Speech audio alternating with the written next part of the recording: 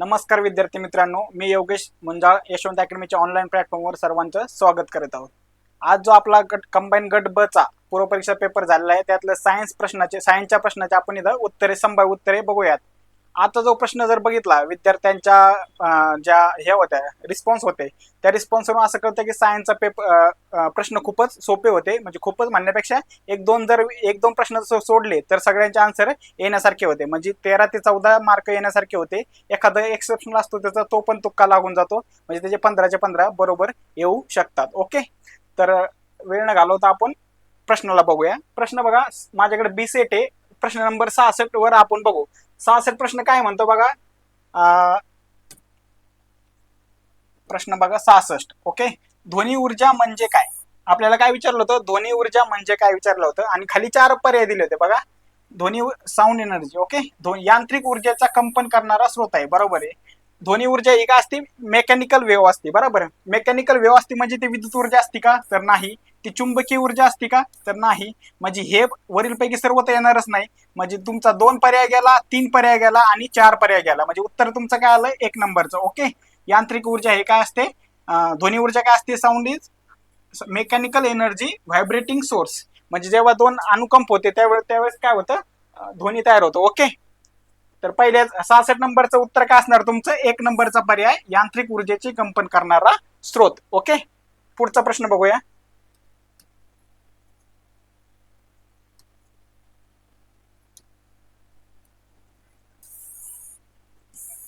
बघा 67 नंबरचा प्रश्न काय म्हणतो आपल्याला.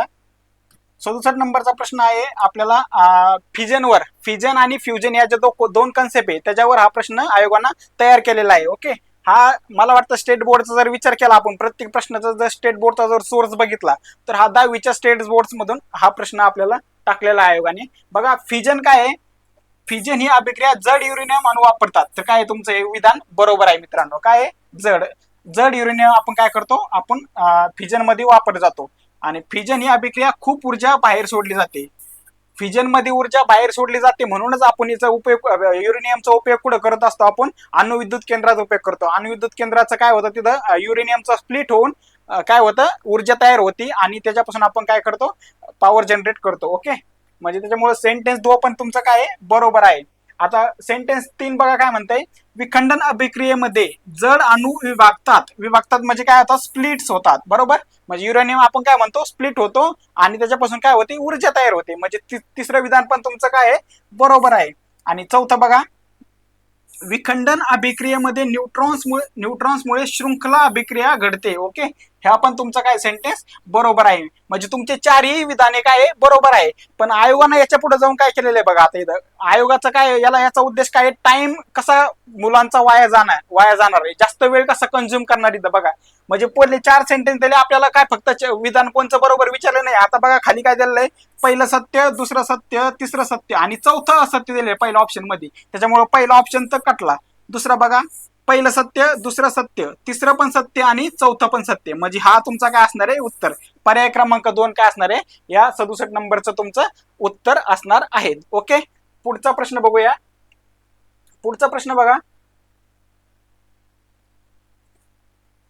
68 नंबरचा प्रश्न बघा काय म्हणतोय. आपल्याला एक्सरेचा इथं हे दिलेलं आहे. एक्सरे बद्दल 4 सेंटेन्स दिलेले. 4 सेंटेन्स पैकी कोणचं विधान योग्य आहे किंवा अयोग्य ओळखायचे आपल्याला.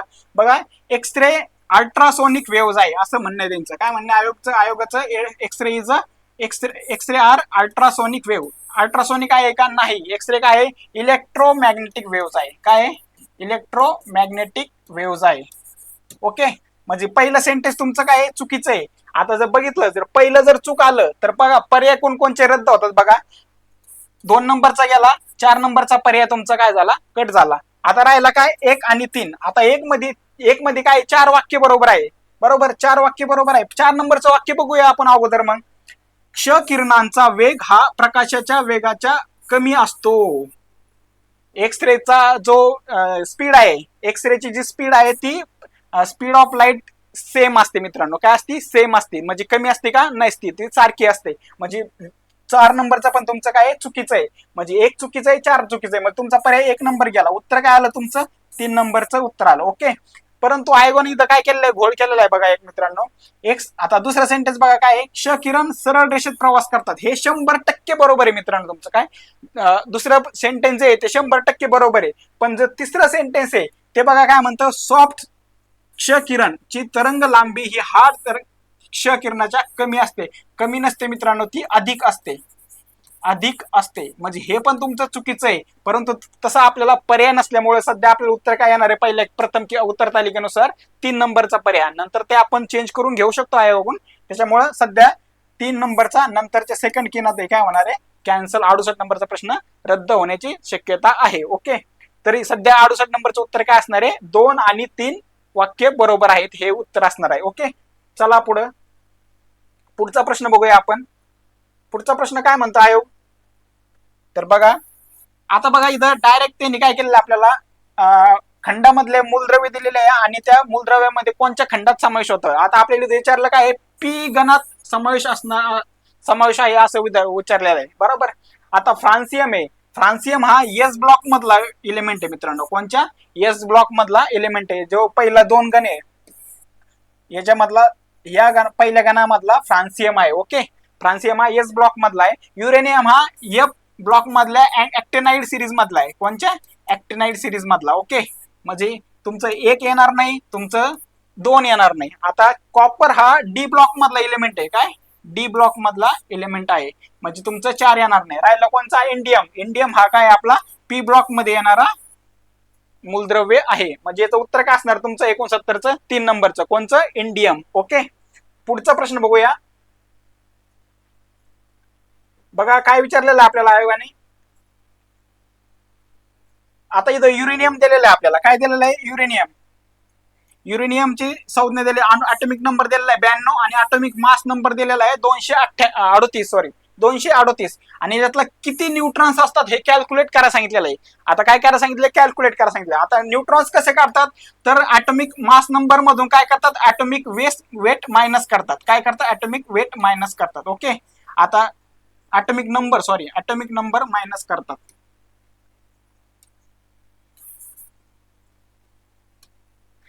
ॲटॉमिक नंबर मायनस करतात. आता इथं ॲटॉमिक मास किती आपलं 238 आहे. मायनस काय होणार आहे, 92 होणार आहे. पण आपल्याला असा पर्याय दिलेला आहे का, नाही. तर पर्याय काय दिलेला आहे, ब मायनस अ. आता ब काय दिलेलं आहे 238 आणि मायनस अ काय आहे 92, म्हणजे पहिला तुमचा पर्याय काय असणार आहे, उत्तर असणार आहे ब मायनस अ. आता क मायनस अ आहे का, तर 330चा काही संबंध येत नाही.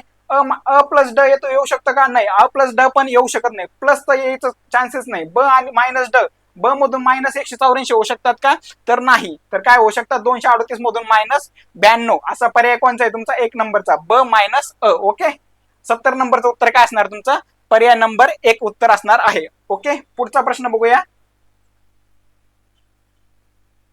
बघा पुढचा प्रश्न एकदम सोपा भूगोलातला प्रश्न आहे.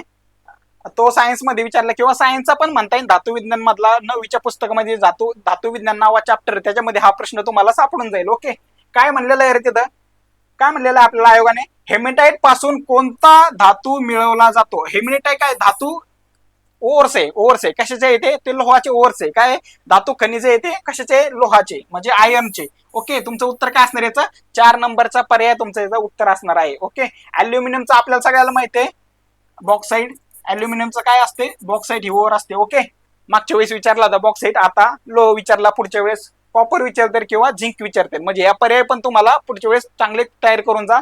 तुमचा पर्याय आता याचं उत्तर काय, 71 याचं 4 नंबरचा पर्याय हे तुमचं काय उत्तर आहे. लोखंड, आयर्न हे काय पासून, हेमेटाइट पासून कोणता धातू मिळवला जातो, तर लोखंड मिळवला जातो. ओके, 71 नंबरचं उत्तर काय असणार तुमचं, 4 नंबरचा पर्याय.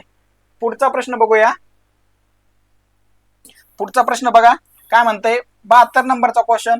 मला वाटतं ह्या पेपर मधला सगळ्यात अवघड प्रश्न हा असेल.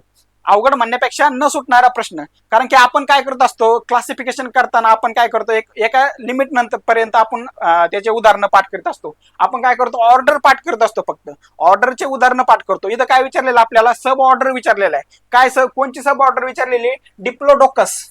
कोणची विचारलेली आहे, डिप्लोडोकस. डिप्लोडोकस म्हणजे कोणता प्राणी रे, तो आपला जो आपला डायनोसॉर आहे, डायनोसॉर सारखा दिसणारा हा प्राणी आहे कोणचा? डिप्लोडोकस. आणि डिप्लोडोकस कोणत्या सब ऑर्डर मध्ये येतो? तर तो सोरोपोडा या सब ऑर्डर मध्ये येतो. म्हणजे याचं उत्तर काय असणार आहे तुमचं अपेक्षित उत्तर? 72चं 3 नंबरचा पर्याय तुमचं अपेक्षित उत्तर असणार आहे. ओके, पुढचा पर्याय प्रश्न बघूया.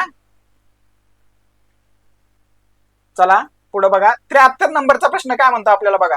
खालीलपैकी कोणता कोएलेंटरा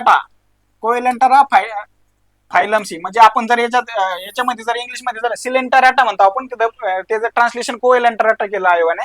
तर सिलेंटराटाचा फायलमशी संबंधित नाही विचारलेलं मित्रांनो. काय विचारलेलं आहे? नाही. म्हणजे सिलेंटराटाचं एक्झाम्पल कोणचं नाही हे विचारलेलं आहे. आता बघा, सी पेन, समुद्री पेन आहे का? तर आहे. सिलेंटरामध्ये येतो का? तर आहे. 11वीच्या स्टेट बोर्डच्या पुस्तक आहे बायोलॉजीचं, त्याच्यामध्ये ते क्लासिफिकेशन ऑफ ॲनिमल क्लासिफिकेशन दिलेलं आहे. त्याच्यामध्ये तुम्हाला जसाचा तसा भेटून जाईल, काहीच फरक नाही त्याच्यामध्ये. ओके, ब्ल्यू कोरल, सगळे कोरल्स हे कुठे येतात? तर सिलेंटराटामध्ये येतात. ब्ल्यू पण सिलेंटराटामध्येच येतात. ओके, सी फॅन पण तुमचा सिलेंटराटामध्ये येतो. आता जे समुद्र काकडी आहेत, काय समुद्री काकडी म्हणजे काय? सी कुकुंबर आहे, इकायनोडर्माटामध्ये येतो. इकायनोडर्माटा पुढे येतं इकायनोडर्माटा. म्हणजे तुमचं 3 नंबरचं इथं पर्याय सिलेंटराटाचं उदाहरण नाही, त्याच्यामुळे इथं उत्तर काय असणार आहे? 3 नंबरचा पर्याय. 73चं उत्तर असणार आहे 3 नंबरचं सी कुकुंबर. ओके, पुढचा प्रश्न बघूया. बघा काय म्हणतंय, खालीलपैकी कोणते प्राणी, उभयचर प्राणी, आपल्याला काय विचारलं? ॲम्फिबियन विचारलेलं आहे. ॲम्फिबियन मध्ये काय विचारलं त्यांनी? ॲम्फिबियन कोणचा? आंधळे आहेत. ओके, आता यातलं जे विचारलं, बेडूक जर विचार केला तर आंधळ असते का? तर नाही. टॉड्स आंधळे नसते, सॅलेमेंडर पण आंधळे नसते. जो आहे सिसिलियन हा काय आंधळा असतो, याला डोळे नसतात, ब्लाइंड अॅनिमल असतो हा. कशामधला? तर ॲम्फिबियन मधला. तो दिसतो आपण काय म्हणते त्याला, अर्थवोम सारखा थोडाफार, पण एकदम पातळ असतो, एकदम बारीक असतो, त्यासारखा हा दिसतो. ओके, सिसिलियन हा प्राणी काय असतो? सिसिलियन हा काय असतो? आंधळा असतो. ब्लाइंड अॅनिमल कोणता येतो याच्यामधला? तर सिसिलियन आहे. म्हणजे याचं उत्तर काय असणार? 74चं 3 नंबरचा पर्याय तुमचं याचं अपेक्षित उत्तर आहे. ओके, पुढचा प्रश्न बघा. काय म्हणता आयोग? 75 नंबरचा प्रश्न. लिंबूवरील कॅन्कर हा रोग डॅशच्या रोगकारकामुळे होतो. आताच मी 2-3 दिवसापूर्वी आपल्या टेलिग्राम चॅनलवर ज्या मी काही इमेज टाकत असतो, त्या इमेज मध्ये मी सगळे तुम्हाला एक प्राण्याचे रोग आणि त्यांचे काय म्हणते रोगकारक हे आम्ही दिले होते. त्याच्यामधले सगळे तुमचे कव्हर होते इथं बघा. आता पहिला जो पर्याय उस्टेलॅगोमायडिस हा काय माहितीये का? स्मट ऑफ कॉर्न, म्हणजे मक्यावरली जी काजळी येते, काळी काजळी, तो कशामुळे होतो? तर उस्टेलॅगोमायडिस मुळे होतो. ओके, आता याचं लिंबूवरील कॅन्कर कशामुळे होतो? तर तो झॅन्थोमोनास सिट्रायमुळे होतो. म्हणजे याचं उत्तर काय असणार? आपलं 2 नंबरचा पर्याय. आता जो क्लॅव्हिसेप्स मायक्रोसेफेला आहे आणि स्पेसलोथेका सोरगा आहे. आता हे सोरगा आहे आपल्या ग्रुप बी मेन्स जे आता झालेली आहे मे मध्ये, तर त्या मे मधल्या प्रश्नपत्रिकेत हा प्रश्न विचारला होता. सोरगा म्हणजे ज्वारीवरला जो काजळी आहे, ज्वारीची काजळी म्हणजे स्मट ऑफ सॉर्गम हा याच्यामुळे होतो, रोगकारकामुळे होतो. आणि जो क्लॅव्हिसेप्स मायक्रोसेफेला आहे, तो जो आपला बाजरीचा आर्गट आहे, त्या बाजरीचा आर्गट कशामुळे होतो? क्लॅव्हिसेप्स मायक्रोसेफेलामुळे होतो. ओके, म्हणजे याचं उत्तर काय असणार आहे? तर आपल्याला लिंबू वरील कॅन्कर विचारलेला आहे, तर तो कोणता असतो? झॅन्थोमोनास सिट्रायमुळे. पण बाकीचे पण लक्षात असू द्या, हे पुढच्या वेळेस ग्रुप सीच्या प्रिलियमला पण विचारू शकतात. हे बाकीचे पण ध्यानात ठेवा. उस्टेलॅगोमायडिस हा स्मट ऑफ कॉर्न होतो, क्लॅव्हिसेप मायक्रोसेफेला हा बाजरीचा आर्गट होतो, आणि स्पेसलोथेका सोरगाय हा ज्वारीचा स्मट होतो. ओके, त्याच्यामुळे कोणता होतो? ज्वारीचा स्मट होतो. ओके, म्हणजे 75चं उत्तर काय अपेक्षित आहे? आपलं 2 नंबरचा पर्याय. ओके, चला पुढचा प्रश्न बघूया.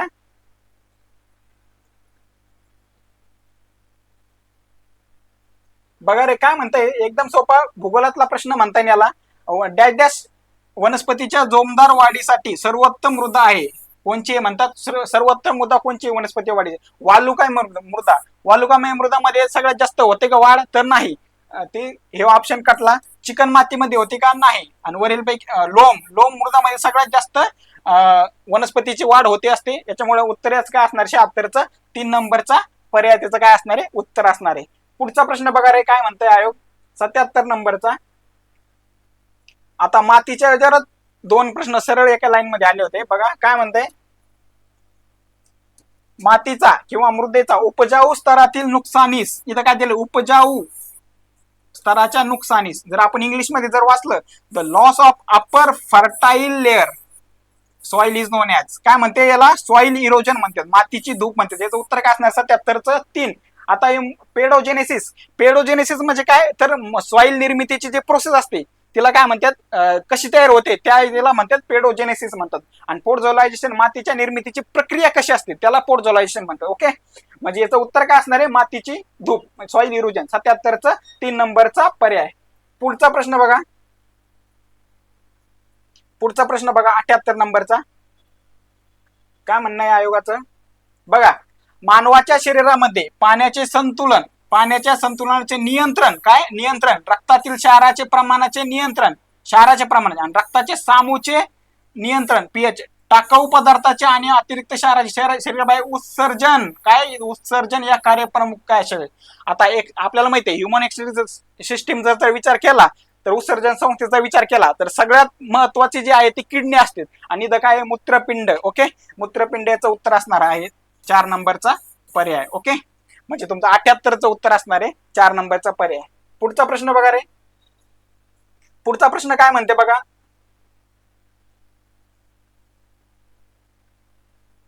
बघा, खालीलपैकी कोणते जीवनसत्व पाण्यात विद्राव्य आहे? आता आपल्याला माहिती आहे पाण्यात आता विटॅमिन्स हे 2 याच्यात असतात, एक तर पाण्यात असतात, नाहीतर एक तर फॅट सोल्युबल असतात. काय? Fat soluble. आता फॅट सोल्युबल माहिती आपल्याला ADEK, काय ADEK. आता बघा पर्याय बघा, फॅट सोल्युबल ए आला, डी आला, म्हणजे 1 नंबरचा गेला, ई आला, के आला, 2 नंबरचा पर्याय गेला, ए आला आणि के आला, 4 नंबरचा पर्याय गेला. राहिला कोणचा? बी कॉम्प्लेक्स आणि सी. हे काय आहे? पाण्यात विरघळणारे. हे काय आहे? बी कॉम्प्लेक्स आणि सी अँड सी विटॅमिन जे आहे ते काय? पाण्यात विरघळणारे विटॅमिन्स आहेत. त्याच्यामुळे याचं उत्तर काय असणार? तुमचं 79चं 3 नंबरचा पर्याय तुमचं याचं उत्तर असणार आहे. बाकीचे काय? ADEK काय आहे? फॅट सोल्युबल आहे. आणि वॉटर सोल्युबल कोणकोणचे? बी कॉम्प्लेक्स आणि विटॅमिन सी. ओके, चला पुढं. पुढचा प्रश्न बघूया, शेवटचा प्रश्न सायन्सचा 80 नंबरचा. बघा काय म्हणतं रे मित्रांनो, मी तुम्हाला याचा प्रूफ, याचे जे प्रूफ आहे ते मी तुम्हाला, याचा प्रश्नाचा जो सोर्स आहे त्याचा प्रूफ मी तुम्हाला टेलिग्रामवर टाकून देतो. 12वीच्या बायोलॉजी मधून जसा तसा सेट केलेला प्रश्न आहे. 12वीच्या बायोलॉजीच्या पुस्तकामध्ये नर्वस अँड कोऑर्डिनेशन नावाचा चॅप्टर आहे. त्या चॅप्टर मध्ये ब्रेनचं तुम्हाला दिलेलं आहे, त्याचा CFC दिलेलं आहे. काय दिलेलं आहे? CFC. ओके, CFC दिलेलं आहे. त्या CFCचे जसं तसे 4 सेंटेन्स आहे, ते 4 सेंटेन्स आयोगाने जसे तसे उचललेले आहे. ओके, आता बघूया आपण काय म्हणतोय. आता बघा, प्रमस्तिष्क मेरू, आपण इंग्लिश मध्ये वाचू याला.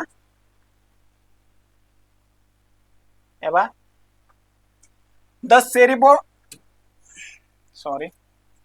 सेरिब्रोस्पायनल फ्लुइड म्हणजे काय? CSF. काय? आपलं CSF जे आपल्या मेंदूमध्ये असतं, produce by choroid plexus and circulating in subarachnoid space around the brain arm and spinal cord जे असतं त्याच्याबद्दलच्या consider the following sentence in the regard. आता बघा काय म्हणते, it is medium by which oxygen is supplied to brain. 12वीच्या पुस्तकामध्ये आहे तर आहे, याचं उत्तर आहे बरोबर आहे. कॅरीज अवे वेस्ट प्रोडक्ट, जे आपल्या याच्यातलं वेस्ट प्रोडक्ट असते याच्यामधलं मेंदू मधलं ते पण बाहेर काढण्याचं काम काय करतं? तर हे CFC करतं. ओके, आणि it supplies nutrition to nourishment to brain, हे पण तुमचं काय बरोबर आहे. आणि सगळ्यात महत्वाचं कार्य त्याच्या ऍक्च्युअली काय आहे तर CFCचं act buffer protecting brain and spinal cord. Protecting layer असते ती CFC याची ब्रेनची आणि स्पायनल कॉर्डची. हे पण तुमचं काय बरोबर आहे. म्हणजे याचं उत्तर काय असणार तुमचं? ABCD 3 नंबरचा पर्याय तुमचं याचं काय असणार आहे? उत्तर असणार आहे मित्रांनो. ओके, हे झाले आपले सायन्सच्या 15 प्रश्नाचे विश्लेषण. 15 पैकी जर विचार केला तर कमीत कमी 12 ते 13 बरोबर यायला पाहिजे. 1-2 जर तो याचा सोडला सब याचा आणि एखादा जर सिले मिस्टेक झाला तर 13 तरी बरोबर यायला पाहिजे. बाकीच्या प्रश्नांचे विश्लेषण आपल्या YouTube चॅनलवर बघून घ्यावे आणि धन्यवाद.